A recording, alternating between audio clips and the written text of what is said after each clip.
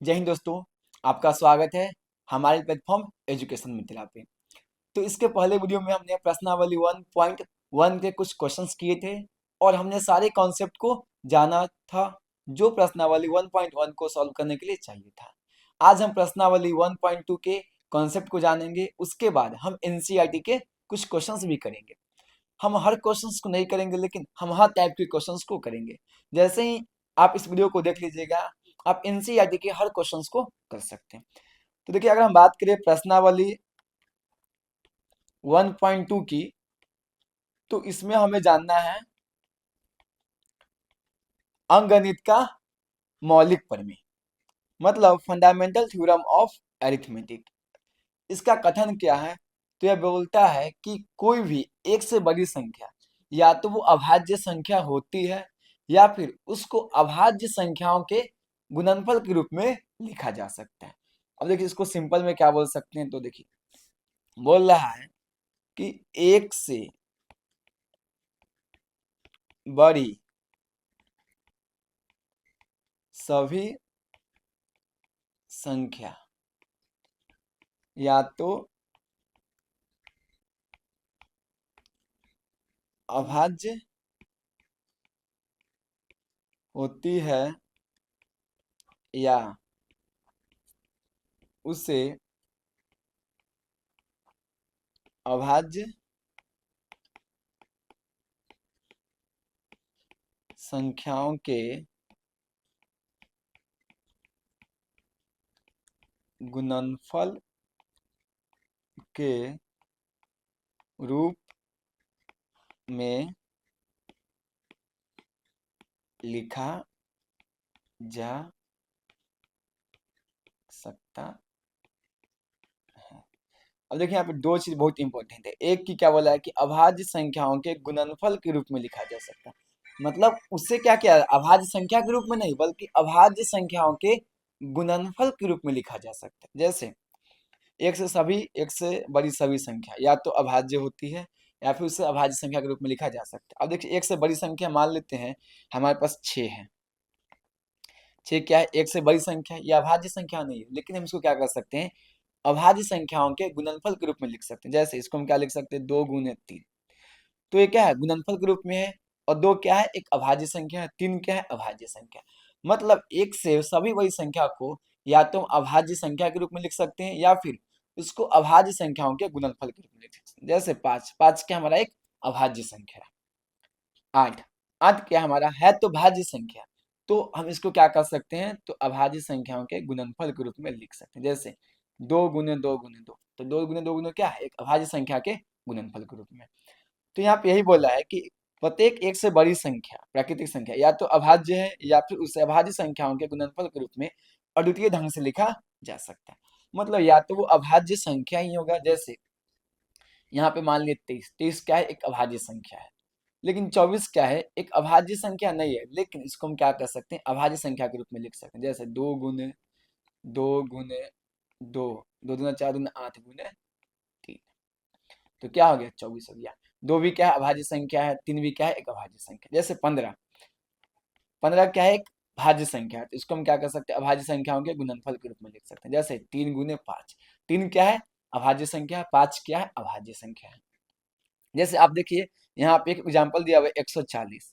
अब देखिए 140 क्या है, तो यह एक भाज्य संख्या है लेकिन इसको हम क्या कर सकते हैं, अभाज्य संख्याओं के गुणनफल के रूप में लिख सकते हैं। 2 क्या है, एक अभाज्य संख्या। 2 क्या है, अभाज्य संख्या। 5 क्या है, अभाज्य संख्या।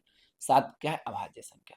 तो यही बोलता है कि एक से बड़ी सभी संख्या या तो वो अभाज्य संख्या होती है या फिर उसे अभाज्य संख्याओं के गुणनफल के रूप में लिखा जा सकता है। अब देखिए, मेनली तो एक यही थ्योरम है और इसी के बेसिस पे हमारा प्रश्नावली 1.2 जो है वो पूरी अच्छे से खत्म हो जाएगा।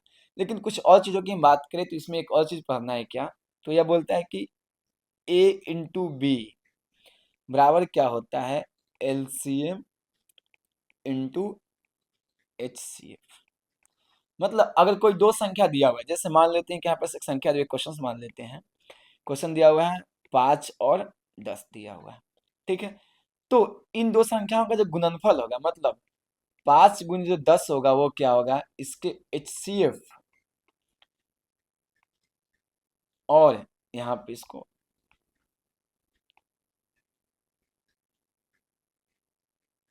HCF इंटू LCM के बराबर होगा। मतलब ये 5 × 10 है वो क्या होगा, इसके HCF और LCM के बराबर होगा। चलिए हम देखते हैं। ए तो क्या हो गया, अब इसी को हम क्या लिख देते हैं यहाँ पे, A इंटू बी। मतलब ए क्या है, एक संख्या है, हम मान लिए कि ए बराबर क्या है 5 और बी बराबर क्या है 10। तो ए इंटू बी बराबर क्या हो जाता है हमारा HCF इंटू LCM। ये काफी इंपॉर्टेंट चीज है क्योंकि ये इससे बहुत सारे क्वेश्चंस बनेंगे आपको, और बोर्ड में भी इस प्रकार के क्वेश्चंस आपको दिखे जा सकते हैं। अब देखिए ए है बी है, अब हमको अगर किसी का भी HCF या LCM निकालना हो तो हमारे पास दो मेथड है। पहला क्या है कि हम उसका गुणनखंड कर ले तो उससे निकाल सकते हैं, या फिर जो हमारा बेसिक मेथड होता है उससे हम निकाल सकते। जैसे आपको दो संख्या का निकालना है क्या, HCF, तो आप क्या करते हैं 5 10 को निकालना है HCF, तो आप इस तरीके से करते हैं जो हम लोग बचपन में पढ़ते हैं। फिर हम क्या करते हैं कि कौन ऐसी सबसे बड़ी संख्या है, छोटी संख्या जिससे दोनों करेगा, तो पहले आता है 5, 5 से करेगा वो एक मध्य में, और करेगा एक मध्य में कितना हो गया 2 मध्य में। तो हम इसको क्या करते हैं, फिर देखते हैं 5 × 2 मतलब इसका क्या हो गया 10, तो 10 क्या हो गया इसका LCM। ये क्या हो गया हमारा 5 × 10 क्या हो गया इसका LCM, तो इसका LCM क्या हो जाएगा 5 × 2 मतलब हो गया 10। तो अब हम क्या करेंगे, अब इस प्रकार से नहीं, लेकिन हम क्या करेंगे इसका गुणनखंड करेंगे। तो 5 को क्या लिख सकते हैं 5 × 1, 10 को क्या लिख सकते हैं 5 × 2। अब देखिए यहाँ पे HCF क्या होता है, तो HCF होता है वह सबसे बड़ी संख्या जो क्या हो दोनों में कॉमन हो। देखिए 5 क्या है दोनों में कॉमन है, तो 5 क्या हो गया इसका HCF। कॉमन मतलब क्या, जो दोनों में हो, इसमें भी 5 है इसमें भी 5 है, इसमें 2 है लेकिन इसमें 2 है नहीं, तो 2 नहीं होगा। अब देखिए इसमें 1 है तो आप लिख सकते हैं 5 × 1 बराबर, तो भी क्या होगा 5 ही होगा। अब बात करें LCM, तो LCM क्या होता है कि वह संख्या बड़ी संख्या जो दोनों में हो, तो बड़ी संख्या क्या है 5, तो उसको हम लिख दिए इंटू, और 2 यहाँ पे है लेकिन इसमें नहीं है, तो भी हम क्या करेंगे उसको लिखेंगे। मतलब जो कॉमन है उसको तो हमको लिखना ही है, लेकिन जो उसके अलावा बच गया उसको भी लिखना है, तो इसका क्या हो जाएगा 10। अब देखिए यहाँ पे अगर इसको हम थोड़ा सा रब करें और यहाँ पे हम देखें इस चीज को, तो देखिए A इंटू बी, ए क्या यहाँ पे 5, तो 5 × 10, इसका HCF कितना निकला 5, LCM कितना निकला 10, ये भी 50 हो गया ये भी 50 हो गया। मतलब आप बोल सकते हैं कि आप इसको दर्शा दिए हैं कि कोई भी अगर संख्या दिया हुआ वहां पे आपको, तो हम क्या बोल सकते हैं कि किसी भी दो संख्याओं के लिए क्या होगा A इंटू बी बराबर क्या होगा उसके HCF इंटू LCM निकलेगा। अब इसी को थोड़ा कंटिन्यू करते हैं और इससे और जो फॉर्मूला है वो लगाते हैं। देखिए अब हम बताते हैं कि HCF का एक्चुअल मतलब क्या होता है। तो HCF को बोलते हैं highest, HIGHE, highest common factors. और हमारा आता है LCM, LCM को बोलते हैं लोएस्ट कॉमन मल्टीपल। अब इसको एक्चुअल में समझते हैं कि HCF और LCM क्या होता है। तो कोई दो संख्या मान लेते हैं हमारे पास है 2 और 4। तो अगर हम बात करें HCF की, तो HCF क्या होगा, वह बड़ी से बड़ी संख्या जो दोनों को काट सके या दोनों को भाग लगा सके, वह बड़ी से बड़ी संख्या जो क्या हो दोनों को विभाजित कर सके, या फिर वह बड़ी से बड़ी संख्या जो दोनों के पहरा में आता हो, मतलब जिसके पहरा में दोनों आता हो। तो इससे मतलब क्या होता है, वह बड़ी संख्या जो दोनों को विभाजित कर सके, विभाजित कर सके। मतलब इस दोनों में सबसे बड़ी संख्या क्या है जो दोनों को विभाजित कर सके। देखिए पहला हो जाएगा एक, एक क्या है दो को भी काट रहा है और चार को भी काट रहा है। दूसरा होगा दो, दो क्या आ रहा है दो को भी काट रहा है चार को भी काट रहा है। उसके अलावा 3 की बात करें, 3 ना तो 2 को काट रहा है, ना ही 4 को, तो ये नहीं होगा। अब बात कीजिएगा 4 को, तो देखिए 4 तो 4 को काट रहा है लेकिन 2 को नहीं काट रहा है। हमने क्या बोला है कि वह वही संख्या जो दोनों संख्या को, जो दोनों को विभाजित कर सके, मतलब दो संख्या, मतलब यहाँ पे देखिए 4 क्या होगा इसका, नहीं होगा। तो अब देखिए 1 भी है, 2 भी है, लेकिन बड़ी संख्या कौन है, तो 2 है। तो 2 क्या हो जाएगा इसका, HCF। मतलब वो सबसे बड़ी संख्या चाहिए जो दोनों को विभाजित कर सके। थोड़ा सा और हम ले लेते हैं यहाँ पे 8 और 20। अब देखिए 8 और 20 की बात करें तो 1 से भी 8 कटेगा, 1 से भी 20 कटेगा, 2 से भी 8 कटेगा, 2 से भी 20 कटेगा, 3 से नहीं कटेगा, 4 से क्या होगा, 8 भी कटेगा, 20 भी कटेगा। उसके बाद अगर हम बात करें फिर 8 से 8 कटेगा लेकिन 20 नहीं कटेगा, उसके बाद आएगा 20 से 20 कटेगा लेकिन 8 नहीं कटेगा। अब देखिए यहाँ पे 4 है, इतना 3 संख्या है, 1 भी है, 2 भी है, 4 है, जो क्या कर रहा है, इन तीनों संख्या जो है इन दो संख्याओं को विभाजित कर रहा है। लेकिन क्या बोला HCF, हाईएस्ट कॉमन फैक्ट, मतलब इन दोनों संख्याओं का कॉमन फैक्टर जो सबसे बड़ा हो वो क्या है हमारा, 4। 4 वो सबसे बड़ी संख्या है जो दोनों को विभाजित कर रही है। तो फिर इसका HCF क्या हो जाएगा, 4। तो HCF बराबर क्या हो जाएगा, 4। तो आई होप कि आपको एक्चुअल में पता चल गया हो कि HCF क्या होता है। अब हम देखते हैं LCM।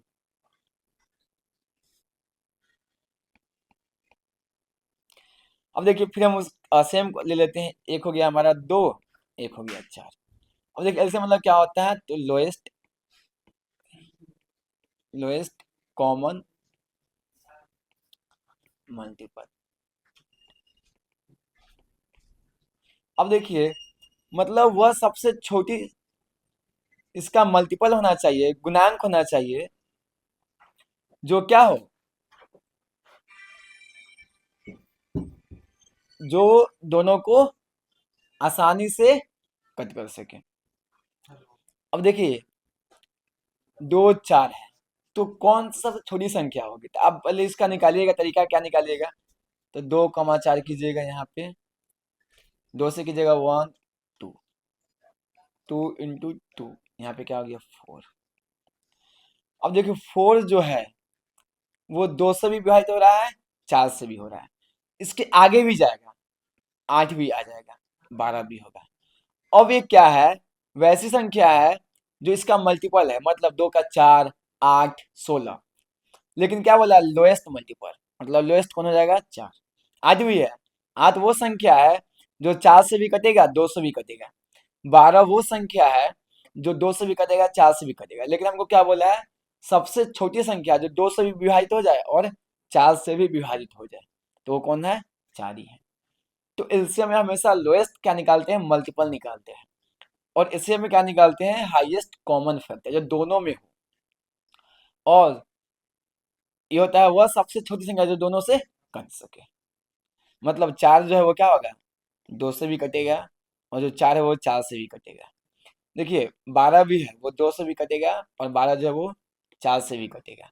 लेकिन बोला क्या है, सबसे छोटी संख्या है, छोटी संख्या क्या होता है हमारा, सबसे छोटी, इसका मल्टीपल चाहिए, तो मल्टीपल में क्या, 4 हो जाएगा। जैसे 2 का मल्टीपल क्या होता है,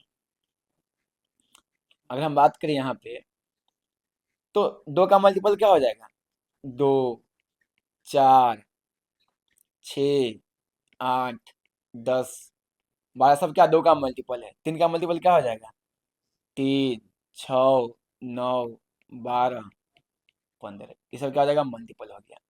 4 का मल्टीपल क्या होगा, 4 8 12 16 20। देखिए मल्टीपल मतलब क्या कि उसके गुना में, जैसे मल्टीपल अगर किसी का निकालना तो पहले 1 से गुना कीजिए, फिर 2 से कीजिए, फिर 3 से, फिर 4 से। इसमें 2 में 1 से गुना की, इसमें 2 में से, इसमें 3 में, इससे 4 से, इसमें 5 में से, 6 से, 1 से 2 से 3 से 4 से 5 से, 1 से 2 से 3 से 4 से 5 से, तो क्या आ गया उसके मल्टीपल, मतलब कितना गुना है। तो जो 20 है वो क्या है, 4 के 5 गुना है। जो 2 है क्या है, जो 12 है वो क्या है, 2 के 6 गुना है। जो 15 है वो क्या है, 3 के 5 गुना है। तो ये हो गया उसका मल्टीपल। और ये क्या हो गया, HCF उसका फैक्टर। जैसे फैक्टर मतलब क्या हो गया, ये क्या हो गया, मल्टीपल। अब बात करेंगे फैक्टर की।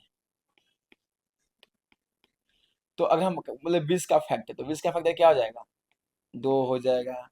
उसके बाद और क्या हो जाएगा इसका, 4 होगा, 5 होगा, 10 होगा, 20 होगा। मतलब ये किस किस से कट सकता है, तो किस किस से कटेगा, 2 से कटेगा, 4 से कटेगा, 5 से कटेगा, 10 से कटेगा, 20 से कटेगा। तो ये क्या हो गया, इससे उसका फैक्टर हो गया। तो आई होप कि ये चीज आप समझ में आया होगा कि फैक्टर और मल्टीपल क्या होते हैं। फैक्टर जो होगा वो अधिकतम फैक्टर क्या होगा, तो इस संख्या से छोटा ही होगा। जो फैक्टर होगा वो जो ये संख्या उससे हमेशा क्या होगा, उसके बराबर या उससे छोटा होगा। जो मल्टीपल होगा वो उसके बराबर या उससे हमेशा बड़ा होगा। तो यहाँ पे कंक्लूजन लिख देता हूं मैं,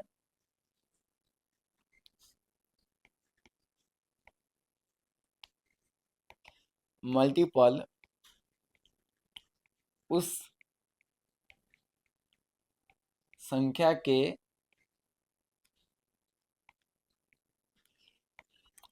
के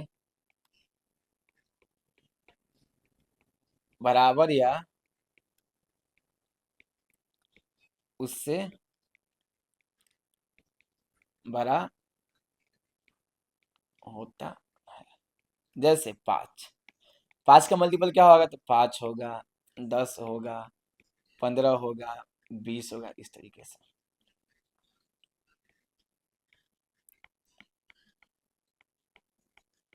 अगर बात करें फैक्टर की, तो उस संख्या के बराबर या उससे छोटा होता है। जैसे अगर हम बात करें 20 का फैक्टर, तो 20 का फैक्टर क्या हो जाएगा, 1 होगा, 2 होगा, 4 होगा, 5 होगा, 10 होगा, 20 होगा। मतलब ये क्या है, 20 से हमेशा क्या होगा, उसके बराबर या फिर उससे छोटा होगा। लेकिन ये क्या होगा, उससे बड़ा होगा या उसके बराबर होगा। तो ये चीज जो है वो कॉमन चीज आपको जान लेनी है। अब हमने इसी के बीच में थोड़ा सा और हम समझ लेते हैं कुछ टॉपिक्स। जैसे हमने एक निकाला था कि a इंटू बी बराबर क्या होता है, LCM into H C F. अब देखिए ये तो मेन फॉर्मूला हो गया। अगर यहीं सबको ए निकालना हो तो क्या हो जाएगा, LCM into H C F बटा में क्या हो जाएगा, बी। अगर बी निकालना तो क्या हो जाएगा, LCM into H C F बटा में क्या हो जाएगा, ए। सेम चीज अगर हमको एलसीएम निकालना हो तो क्या हो जाएगा, ए इंटू बी बटा एच सी एफ। और अगर एच सी एफ निकालना तो क्या हो जाएगा, ए इंटू बी बटा क्या हो जाएगा, एल सी एफ। मतलब यहीं पे देख लीजिए, जिसको निकालना है उसको क्या कीजिए आप, लेफ्ट साइड ले लीजिए, बाकी को क्या कीजिए, राइट साइड। एलसीएम निकालना है तो हमने क्या किया, एलसीएम को रखा एक साइड, बाकी को क्या किया, एक साइड लिख दिया। तो ये आप निकाल सकते हैं यहाँ से। तो यह कहीं ना कहीं आपके लिए इंपॉर्टेंट है, इम्पोर्टेंट है, याद कीजिए। अब देखिए क्वेश्चन करने से पहले हम फिर से एक बार रिवाइज कर लेते हैं ताकि आपको कोई दिक्कत नहीं। तो यहाँ पे एक थोड़ा सा रिवीजन, रिवीजन क्यों, क्योंकि हाँ जरूरी है। पहला क्या है, किसी भी भाज्य संख्या को हम अभाज्य संख्या के रूप में लिख सकते हैं, उसके गुणनफल के रूप में लिख सकते हैं। मतलब कोई भी भाज्य संख्या है तो क्या हो जाएगा, अभाज्य संख्या के गुणनफल के रूप में लिख सकते हैं। जैसे यहाँ पे 20, जैसे यहाँ पे क्या हमारे पास 20 है, तो 20 को क्या लिख सकते हैं, 2 गुने 2 गुना 4 5 5, ये होगी। अब हम बात करते हैं, क्या बोले थे, ए इंटू बी बराबर क्या होता है, तो H C F into L सी।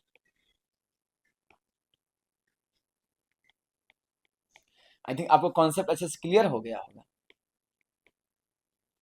कॉन्सेप्ट आपका क्लियर हो गया होगा। अब हम आते हैं क्वेश्चंस पे, क्योंकि मेन हमको क्या करना है, क्वेश्चंस ही करना है। तो यहाँ पे क्या बोला, फर्स्ट क्वेश्चन है, किसी भी धनात्मक पूर्णांक ए तथा बी के लिए क्या होता है, यहाँ पे H C F into L C M बराबर क्या होता है, ए इंटू बी, जो कि हमने जाना भी था। क्या होता है, ए इंटू बी बराबर क्या होता है, LCM इंटू HCF।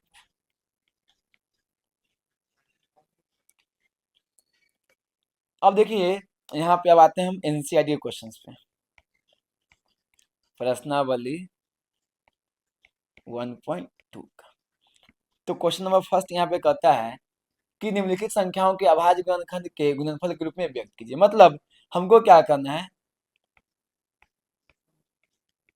अभाज्य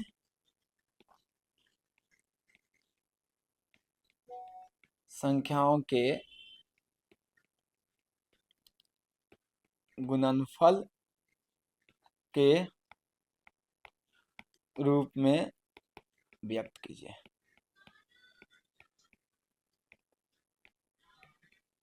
अब देखिए एक संख्या दिया हुआ है यहाँ पे आपको 156। तो ये क्या है, एक आपको भाज्य संख्या है। अब इसको क्या करना है, हमको अभाज्य संख्याओं के रूप में लिखना है। तो कुछ नहीं करेंगे, हम क्या करेंगे 156 को यहाँ पे लिख लेंगे।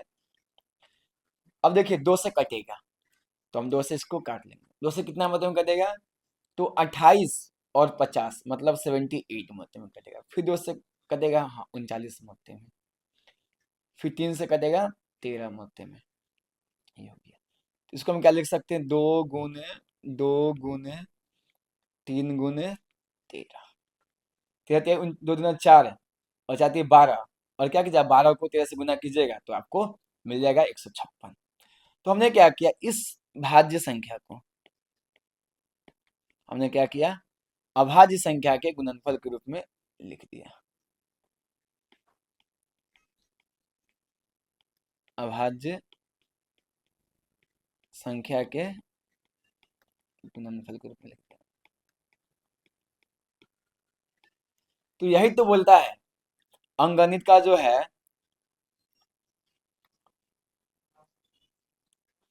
अंकगणित का मौलिक प्रमेय क्या बोलता है कि प्रत्येक एक से बड़ी प्राकृतिक संख्या या तो अभाज्य संख्या है, या तो वो अभाज्य संख्या या फिर उसे अभाज्य संख्याओं के गुणनफल के रूप में अद्वितीय ढंग से लिखा जा सकता है। अद्वितीय मतलब क्या कि सबका अलग अलग। जैसे 140 है तो उसका क्या है, 2 गुने 5 गुने 7 है, तो ये इसका अलग है।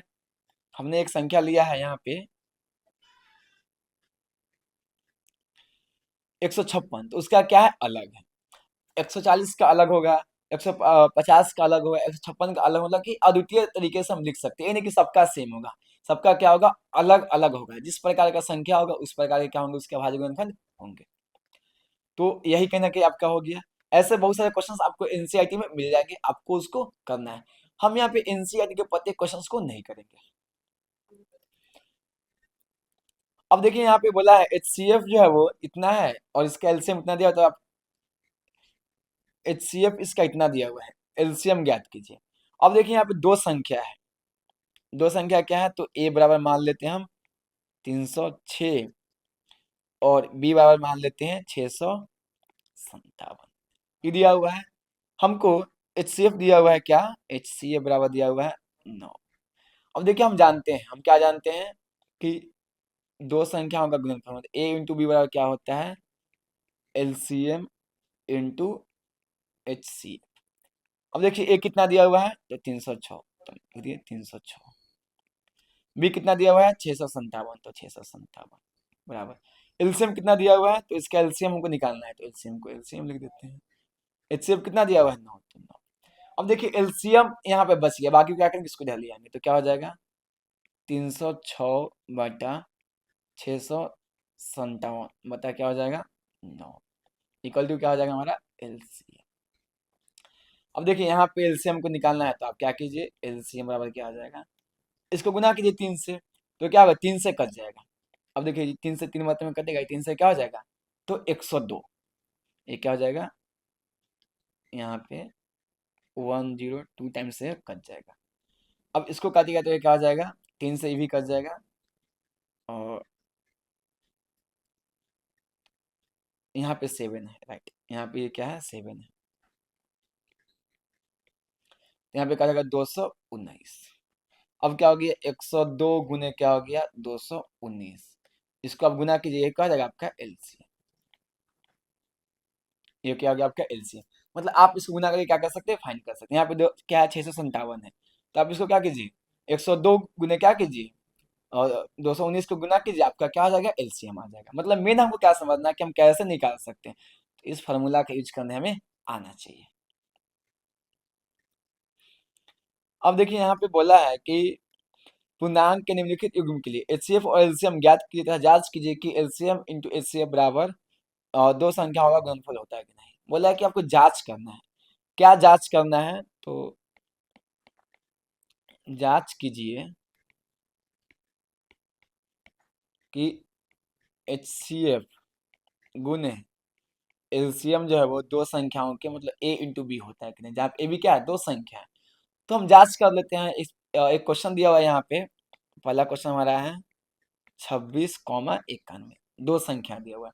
तो देखिए हमको तो ए भी दिया हुआ है, ए बराबर मान लेते हैं 26 और बी बराबर मान लेते हैं 91 देखिए हमको ए भी दिया हुआ, निकालना है क्या हमको, एचसीएफ और एलसीएम निकालना है। तो हम क्या कर सकते हैं, यहाँ से एचसीएफ और एलसीएम निकाल सकते हैं। तो देखिए यहाँ पे हम पहले क्या निकालते हैं, एचसीएफ निकालते हैं इसका। तो इसके लिए हम क्या करना है, गुणनखंड कर लेते हैं यहाँ से। तो 26 से गुणनखंड क्या हो जाएगा, 2 गुने 13, 91 को करेंगे तो क्या हो जाएगा, ये 9 एक 10, 13 सते 91, मतलब 7 गुने हो जाएगा यहाँ पे 13। तो इसका क्या हो जाएगा, एचसीएफ क्या हो जाएगा, तो जो दोनों में हो, तो एचसीएफ क्या है, 13 दोनों में है, तो 13 हो गया क्या इसका एचसीएफ। एलसीएम क्या हो जाएगा, तो 13 तो दोनों में है, तो 13 बच गया कौन सा, 13 सते 91 गुने, मतलब क्या हो जाएगा 182। अब हम रख देते हैं, वैल्यू को पुट कर देते हैं, चेंज कर लेते हैं कलर को थोड़ा सा ताकि आपको दिख सके। चलिए कलर ले जाते हैं। अब देखिए एचसीएफ कितना निकला हुआ है हमारा, एलसीएम के एचसीएफ कितना है 13, तो 13, एलसीएम कितना है 182, तो 182। ए कितना दिया हुआ है यहाँ पे हमारे पास, ए हमारे पास है 26, तो 26, बी कितना हुआ है 91, तो 91। अब देखिए इसको गुना कीजिएगा, इसको गुना कीजिएगा तो इतना आएगा। अब देखिए गुना नहीं करके भी हम क्या कर सकते हैं, इसको दिखा सकते हैं। इसको हम क्या लिख देते हैं, 13 गुने, अब देखिए 182 को हम क्या 13 सत्ते 91 गुने 2 लिख सकते हैं क्या, इसको हम 91 गुने 2 तो लिख सकते हैं। तो हमने क्या किया, इसको 91 गुने 2 कर दिया, ठीक है। अब देखिए 26 है, 26 को क्या लिख सकते हैं हम, तो आप 26 को 13 गुने 2 लिख सकते हैं, तो 13 गुने 2 गुने 19, इधर सॉरी यहाँ पे 19 होगा ना कि 91,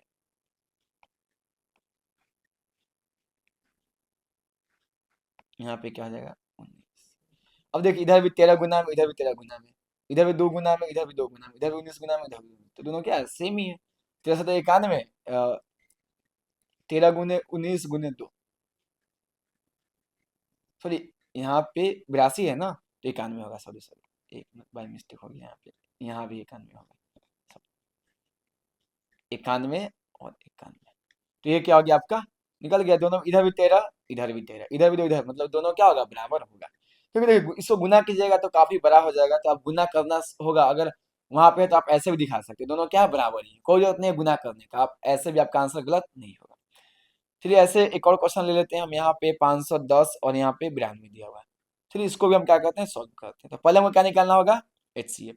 तो मान लेते हैं कि ए बराबर है हमारा 510 और बी बराबर मान लेते हैं 92।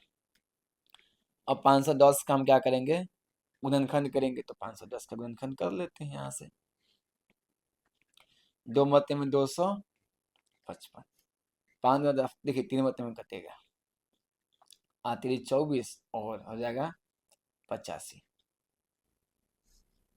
फिर आ जाएगा 5 मत्ते में 17, तो ये हो गया 17 85, 85 दूना हो जाएगा 170, और 170 यही 510, तो एक का क्या हो गया, 2 गुने 3 गुने 5 गुने 17। अब इसको हम क्या करते हैं, मिटा देते हैं, क्योंकि मेन हमको क्या था, इसका तो गुणनखंड निकालना था, निकल गया हमारा गुणनखंड। अब क्या है यहाँ पे 92, 92, तो 92। अब देखिए यहाँ पे 92 में करेंगे तो क्या हो जाएगा, 2 मत में यहाँ से कटेगा तो क्या हो जाएगा 46, 2 मत में हो जाएगा 23, तो 2 गुने यहाँ पे हो गया 23। इसको भी यहाँ से क्या करते हैं हम,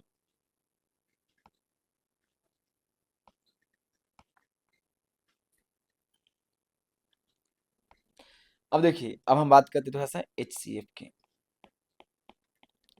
इसमें भी 2 है, इसमें भी 2 है, इसमें 2 है लेकिन इसमें 2 नहीं है, तो क्या हो जाएगा इसका एचसीएफ 2 हो जाएगा।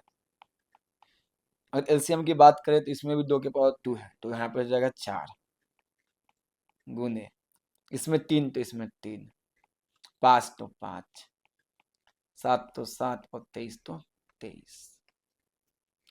अब इतना हमने लिख दिया, अब इसको क्या कीजिए, इसके बराबर कीजिए। ये हो गया एचसीएफ गुने एलसीएम, और इसको क्या कीजिए आप, इसको बराबर करने के लिए आप यहाँ से और एक और काम कर सकते हैं। इसको, इसका काम हो गया हम लोग को, यानी इसका तो काम हो गया, तो इसको हम क्या करते हैं,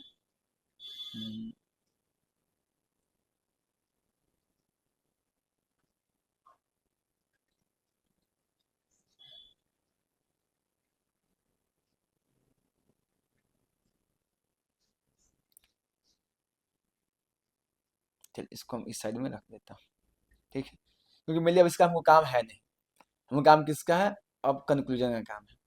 तो देखिए एचसीएफ कितना निकल गया हमको, क्या लिख देते हैं यहाँ पे, एचसीएफ इंटू एलसीएम बराबर क्या हो जाएगा, ए इंटू बी। एचसीएफ कितना है 2, एलसीएम कितना है यहाँ पे, तो 4 गुने 3, तो अगर हम इसको गुना कर दे अच्छे से, क्योंकि ज़्यादा बड़ा हो जाएगा तो गुना ही कर देता हूँ, चलो 4 3 12, 12 25 60, और 60 गुने 7 42 420, 420 गुने 23 लिख देता हूँ इसको, 420 गुने 23, गुना पूरा नहीं करते हैं। ए कितना है हमारा, ए हमारा है, ए हमारा है 510। अब देखिए यहाँ पे 510 है, तो इसको हम क्या लिख सकते हैं, चलिए 510 लिख देता हूँ इसको, और 92 92 क्या लिख सकते हैं, 23 गुने 4, चलिए 12 12 25 60, अच्छा 42, और 42 गुने 23, ठीक है, चलिए सही है।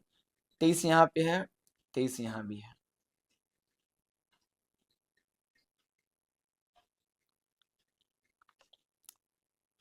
मुझे 85, 85 गुना 170, ठीक है, 510 यहाँ पे है, तो इसका 23 गुना 40, ठीक है, 23 गुना 92, ठीक है, इसका एचसीएफ कितना आ जाएगा 2, तो एचसीएफ 2 हो गया। 23 यहाँ पे है, एलसीएम कितना हो गया इसका, एलसीएम हो गया 2 दूना 4, ठीक है, 3 गुने 5, यहाँ पे 17 होगा, वही तो कहीं कुछ मिसिंग हो रहा है, तो कहने कि इसमें आपको ध्यान देना होगा कि आपकी जो मिस्टेक होने के चांसेस ज़्यादा है, मतलब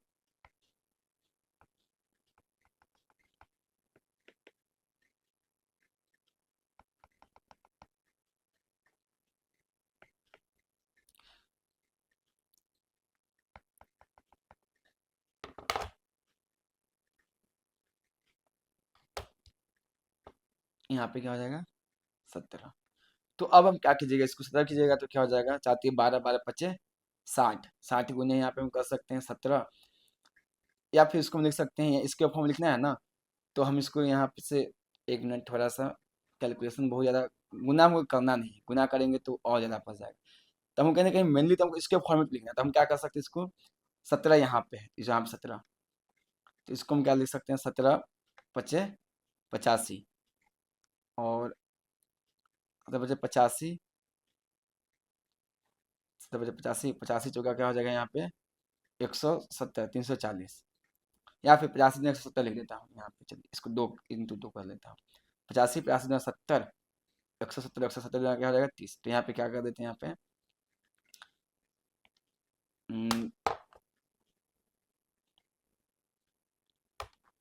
इसमें पेंसिल चार्ज नहीं है यहाँ पे, बस यहाँ पे लिख देता हूँ 4 गुने 3 गुने 5 गुने 17 गुने 23, देखिए यहाँ भी 23, यहाँ भी 23, यहाँ भी 4, यहाँ भी 4, 17 85,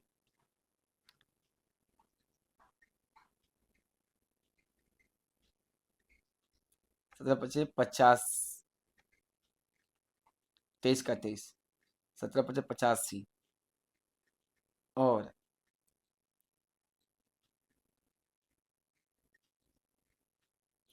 सो अगर बात करें तो हम कहाँ पे मिस्टेक कर रहे थे, तो हमने सिर्फ यहाँ पे क्या है, तो 4, 3, 5, 17 और 23 लिखा था। हमने 2 को छोड़ दिया, तो हम क्या करते हैं, 2 को लिख लेते हैं। हम कोशिश करते हैं जितना इधर है उसको इधर बनाते हैं। तो इधर देखिए 23 गुने 4 और यहाँ पे क्या है, यहाँ भी क्या है 23 है और गुने 4 है। इसको हम क्या करें, साथ में लिख लेते हैं, 23 गुने 4। अब गुने देखिए 17 पचे 85, 85 दूना 170 और यहाँ पे क्या आ जाएगा 540 10, 170 गुने क्या आ जाएगा 3, तो क्या आ जाएगा 510। तो यहाँ भी क्या हो गया 510 गुने 4 गुने 23। तो दोनों बगल क्या हो गया, बराबर हो गया। तो हम बोल सकते हैं कि किसी भी दो संख्याओं के लिए उसका संख्याओं का जो गुणनफल होता है वो क्या होता है, एचसीएफ और एलसीएम के बराबर होता है, जो कि आपको यहाँ पे दिया हुआ है। तो एक यहाँ पे क्वेश्चन दिया हुआ है, तो उसको हम पहले देखते हैं कि क्वेश्चन क्या कहा गया। तो हमने क्या किया है, दो संख्याओं को हमने क्या किया, अभी तक एचसीएफ निकाला है। तो प्रश्न वाले क्या किया है, दो संख्याओं के बीच का एलसीएम निकाल सकते हैं, एलसीएम निकाल सकते हैं। अब बोला है कि अगर संख्या जो है 2 से ज्यादा हो, जैसे हमारे पास एक एनसीईआरटी का ही क्वेश्चन है, 3 नंबर क्वेश्चन बोला है, वो बोला अभाज्य गुणनखंड विधि द्वारा निम्नलिखित पूर्णांकों का एचसीएफ तथा एलसीएम निकाले। तो हमको क्या करना है, एलसीएम तथा एचसीएफ फाइंड आउट करना है, किससे, गुणनखंड विधि से।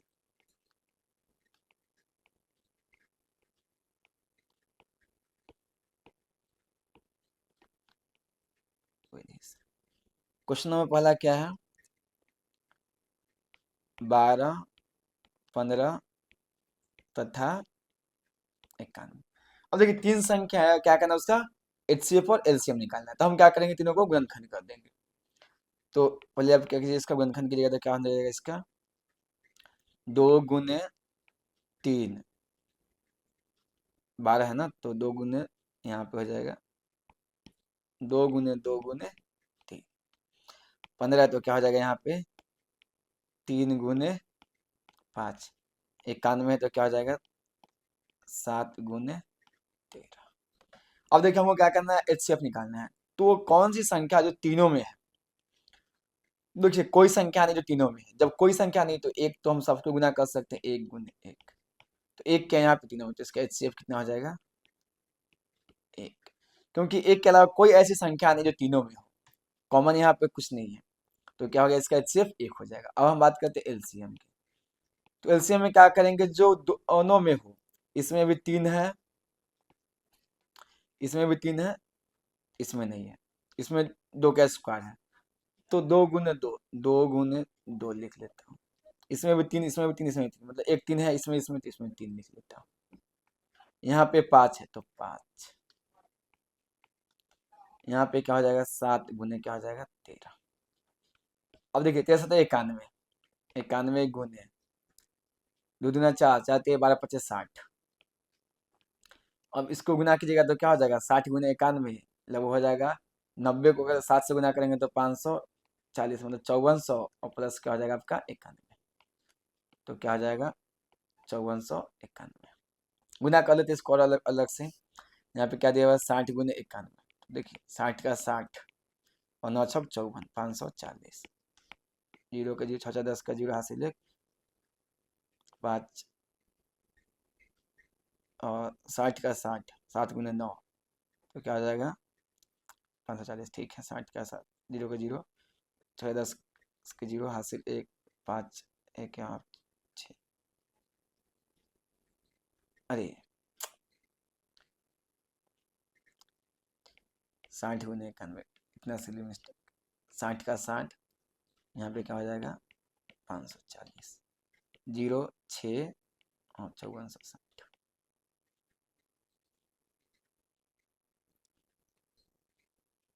यहाँ पे क्या लिखे थे हम 5460, तो गुना है वो आप कर सकते हो। यहाँ पे क्या हो जाएगा 5460, यहाँ पे गुना कीजिएगा। 90 को 7 से किए तो 540 हो गया, फिर क्या करेंगे यहाँ पे इस 60 को 90 से किए 540 हो गया, 7 को 1 से गुना करेंगे आ जाएगा यहाँ पे 60, तो यहाँ पे 5460 इसका क्या हो जाएगा आंसर हो जाएगा। गुना में थोड़ा मिस्टेक हो गया था यहाँ पे, यहाँ पे इधर आता तो क्या हो जाता है यहाँ पे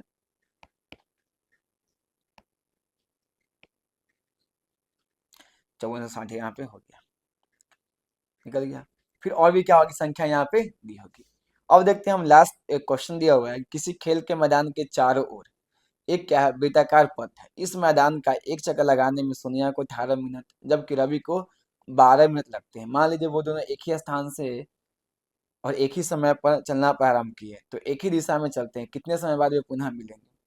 देखिए इस तरह के क्वेश्चन को हम क्या कर सकते हैं, एलसीएम के कॉन्सेप्ट से सॉल्व कर सकते हैं। अब देखिए 12 मिनट 18 मिनट मतलब 12, 18 का एलसीएम लेंगे तो क्या हो जाएगा, यहाँ पे आपका हो जाएगा 36। तो इसका तो 36 आंसर हो गया। क्या बोला है कि दोनों कम मिलेंगे, मतलब क्या बोला मल्टीपल, 12 और 18 का क्या निकालिए आप, मल्टीपल निकालिए। तो सिंपल सी बात, कैसे पता मल्टीपल निकालना है, देखिए इसको लग रहा है 18 मिनट, इसको लग रहा है 12 मिनट, तो मिलेगा कब, तो 18 मिनट को तो बाद में मिलेगा, ये तो फिक्स है। मतलब इसका जो आंसर होगा क्या होगा, 18 या 18 से ज्यादा हो सकता है। जब भी उस संख्या के बराबर या उस संख्या से ज्यादा होता है तो हम क्या निकालते हैं, एलसीएम निकालते हैं। तो इसका एलसीएम हो गया। अब इसके कॉन्सेप्ट को समझते हैं, कॉन्सेप्ट क्या कर रहा है। तो दो नंबर है, एक पर्सन का नाम है सोनिया और दूसरा पर्सन भी है जिसका नाम है रवि। अब देखिए सोनिया को चक्कर लगाने में लगता है 18 मिनट और इसको लगता है 12 मिनट। अब देखिए मान लेते हैं कि यह एक दो क्या है, यहाँ पे क्या बोला है, वृत्ताकार पथ के चारों ओर जो है वो चक्कर लगाना। चलिए तो ऐसा होगा, ये ग्राउंड है, ये क्या है ग्राउंड है, इसके चारों ओर क्या चक्कर लगाना है। अब देखिए इन दोनों का पॉइंट होगा जहां से दोनों चलना शुरू किया होगा, सोनिया चली होगी, सोनिया को कितना लग रहा है 18 मिनट। सेम पॉइंट यहाँ से कौन चला होगा, रवि चला होगा, रवि को कितना लगा है 12 मिनट। अब देखिए रवि को कितना लग रहा है 12 मिनट, सोनिया को कितना 18 मिनट। अब फिर क्या होगा, यहाँ पे दोनों आ जाएगा कितना मिनट बाद, 18 मिनट में क्या आ जाएगा 12 मिनट। जब 18 मिनट होगा तो सोनिया क्या होगी, यहाँ पहुंचेगी, लेकिन रवि क्या होगा, इसको क्रॉस करके लगभग लगभग यहाँ पे आया होगा। रवि कहाँ पे होगा, रवि यहाँ पे होगा। मतलब रवि ने एक चक्कर मार लिया और उससे आगे बढ़ गया, जब क्या की सोनिया एक चक्कर की। फिर क्या होगा, सोनिया जो दो चक्कर लगाएंगी, तो दो चक्कर लगाने में इसको कितना लगेगा समय, तो एक चक्कर में 18 मिनट, तो दो में कितना लग जाएगा 36। अब देखिए यहाँ पे रवि जो है वो 36 में क्या होगा, तो क्या होगा 12 एक मिनट, तो मतलब वो क्या होगा, वो तीन चक्कर मार देगा। तो रवि क्या करेगा, रवि पहले लेगा 12 मिनट, फिर लेगा 24 मिनट, फिर लेगा कितना 36 मिनट। अब देखिए दोनों कहाँ पे मिल रहा है, 36 पे दोनों क्या कर रहा है, मिल रहा है। तो रवि का कितना होगा, रवि का होगा 3 राउंड और सोनिया का कितना होगा 2 राउंड। तो यहाँ पे क्या होगा, दोनों मिलेगा। जब क्या होगा, रवि 3 रन मार के आ जाएगा यहाँ पे, तो यहाँ पे मिलेगा 36 मिनट बाद, और सोनिया क्या करेगी 2 राउंड मारने के बाद क्या होगी, यहाँ पे होगी। तो ये हो गया इसका एक्सप्लेनेशन। बट इस प्रकार के क्वेश्चंस जब भी आएंगे आपको, तब क्या करना है, आपको एलसीएम लगाना है। अब देखिए यहाँ पे संख्या दी हुई है, कुछ बोला है कि भाज्य संख्या है तो क्यों है। तो इस क्वेश्चन को हम क्या करते हैं, सॉल्व करते हैं।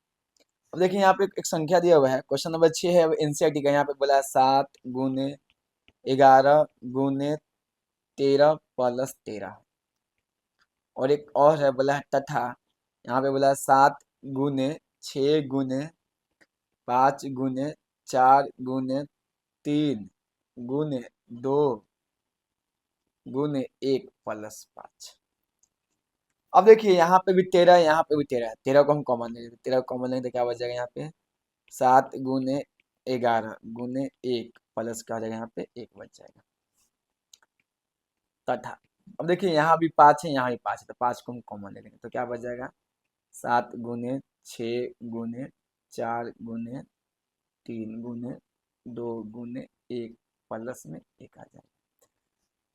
अब देखिए दोनों में क्या हो गया कॉमन, मतलब क्या है कि जो 13 है वो ऐसी संख्या है जो क्या कर रहा है, इन दोनों संख्या को, मतलब इसको भी और ये जो यहाँ फैक्टर के बाद इन दोनों को क्या कर रहा है, विभाजित कर रहा है, मतलब इसका क्या है कॉमन है।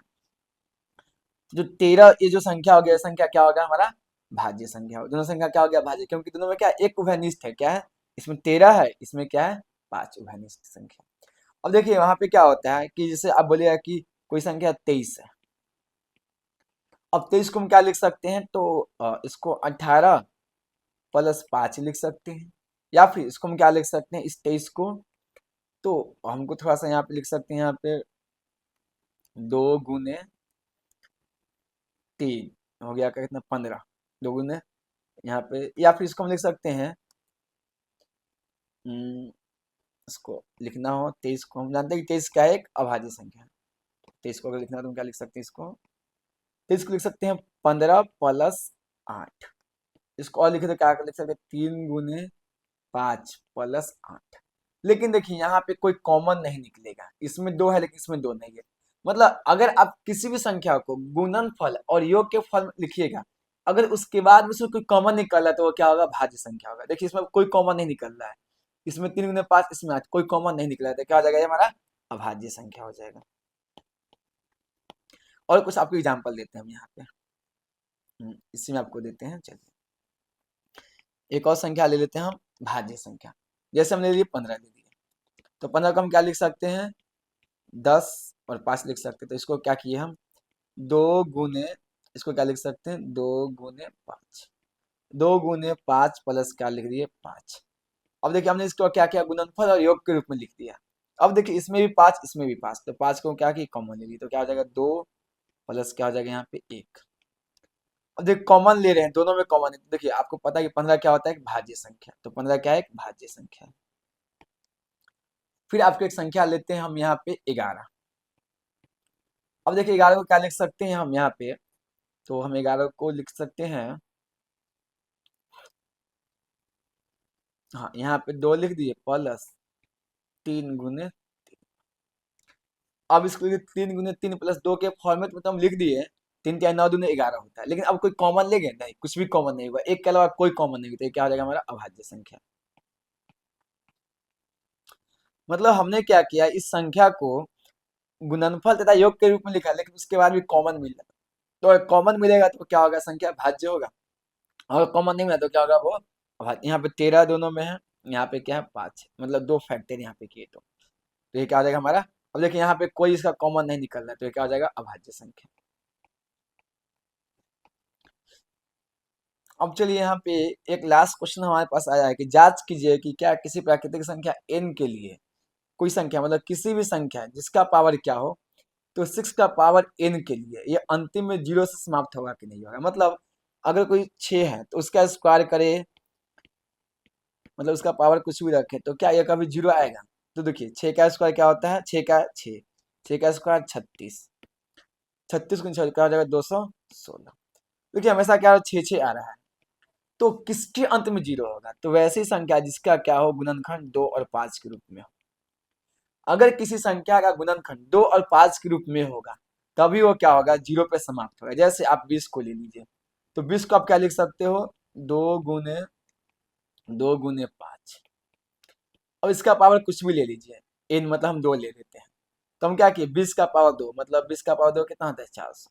देखिए क्या अंत में 0 पे समाप्त हो रही है, तो अंत में 0 पे समाप्त कौन होगी, तो 2, जो 2 और 5 के गुणनखंड के रूप में होगा। 6 का गुणनखंड क्या होता है, तो 6 का गुणनखंड 2 गुने 3 का पावर यहाँ पे n होता है, यह कभी भी 0 से समाप्त नहीं होगी।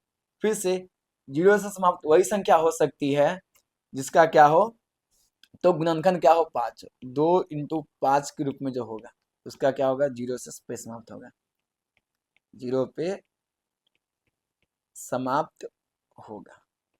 और 6 का पावर n क्या है, तो यह है 2 गुने 3 का पावर n है, 0 पर समाप्त नहीं होगा, 0 पे समाप्त